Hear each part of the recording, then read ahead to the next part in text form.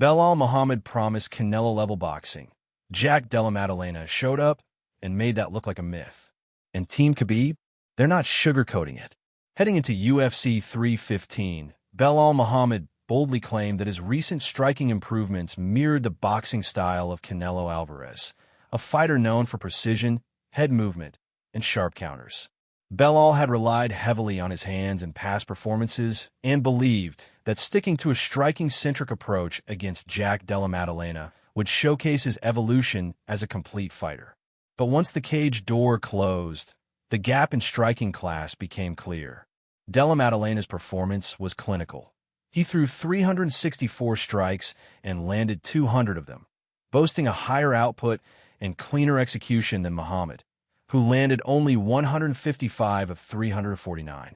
The Australian shot selection, timing, and angles neutralized Belal's offense and made him look a step slow in almost every exchange.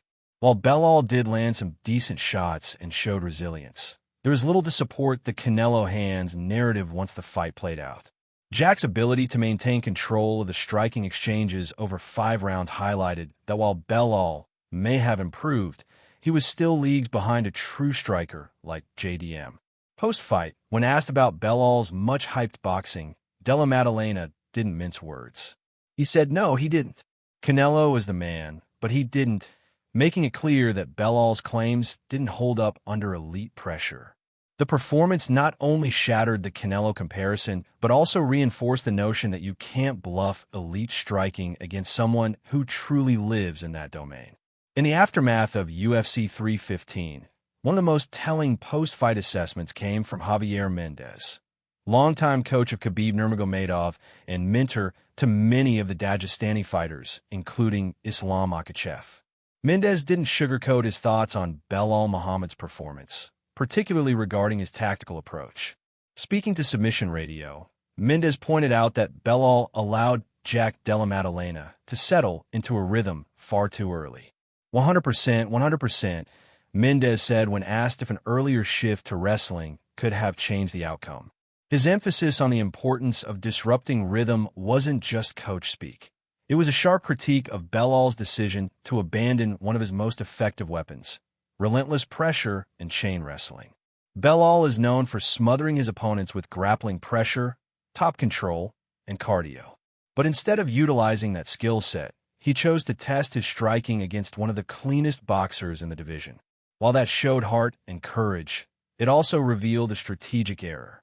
Mendez highlighted that once a striker like Della Maddalena gets comfortable, it's exponentially harder to break their flow, and Belal let that happen. Even though Mendez acknowledged that Belal had moments of success on the feet, those moments were fleeting and ultimately overshadowed by JDM's consistent edge in timing and technique. Being just a little behind in the exchanges, as Mendez put it, was enough to lose the fight against someone as efficient as Jack. The takeaway? Belal Muhammad didn't lose solely because he was outclassed. He lost because he fought the wrong fight. If you're enjoying this breakdown, hit that like button. It helps push MMA Thread to more fight fans like you. And drop a comment. Did Belal bite off more than he could chew with that Canelo comparison? Jack Della Maddalena's victory at UFC 315 didn't just shake up the welterweight division. It sent ripples across the entire UFC landscape. One of the most immediate and intriguing consequences came from lightweight champion Islam Makhachev, who wasted no time capitalizing on the moment. Just hours after Belal Muhammad's loss, Makhachev took to social media and declared, "Time to become a double champion." This wasn't an empty statement. Makhachev had previously shown interest in moving up to welterweight, but out of respect and loyalty, he made it clear that he wouldn't pursue the 170-pound belt while Belal, his close friend and frequent training partner, held it. With Belal now dethroned, that moral roadblock has vanished. A potential Della Maddalena versus Makhachev fight would be massive. Stylistically, it's a fascinating clash. The clinical, high-output striker from Australia versus the suffocating, grappling heavy game of Dagestan's finest. For Islam, this would be a chance to cement his legacy by joining the elite group of UFC double champions. For JDM, It's an opportunity to prove that he can handle the kind of elite-level pressure that no one at welterweight has brought to him yet. And let's be clear, this isn't just a fight. It's a crossroads moment for both divisions. A win for Makhachev would open up further super fights and possibly trigger a title vacancy at lightweight. A win for JDM would catapult him to global superstardom and solidify Australia as a dominant force in modern MMA, alongside champions like Alexander Volkanovski. The only question now is whether the UFC decides to pull the trigger and win. Despite falling short at UFC 315, Belal Muhammad walked away with more than just a loss. He earned a degree of respect for his toughness and willingness to engage. Leading up to the fight, Belal was vocal about his striking improvements, predicting he would outbox Della Maddalena and prove himself as the best boxer in the division. While that confidence didn't translate into victory, it did show a fighter willing to challenge himself in new ways, even on the sport's biggest stage. Throughout the 5-round bout, Belal never folded. He stood in the fire and exchanged with one of the most polished strikers in the UFC, absorbing clean shots while trying to mount his own offense. And although he was clearly outgunned in the technical exchanges, he never retreated or looked for a way out. He kept pressing forward.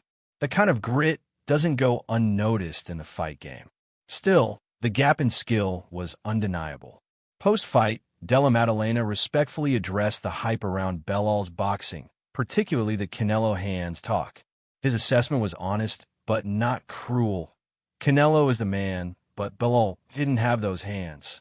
It was a reality check, clear proof that promotional bravado doesn't survive when exposed to elite-level striking. Now at a crossroads, Belal faces a key decision. He can regroup, reassess his strengths, and return to the pressure-heavy, grinded-out style that brought him to title contention. Or he can continue evolving his stand-up game, but with a much more calculated and humble approach moving forward. Regardless of the path he chooses, the fight showed that while respect can be earned through heart, victories at the top level require far more than belief.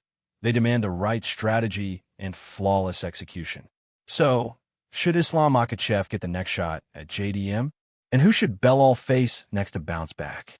Let's hear your takes in the comments. And don't forget to subscribe for daily deep dives and post-fight reactions from the MMA world.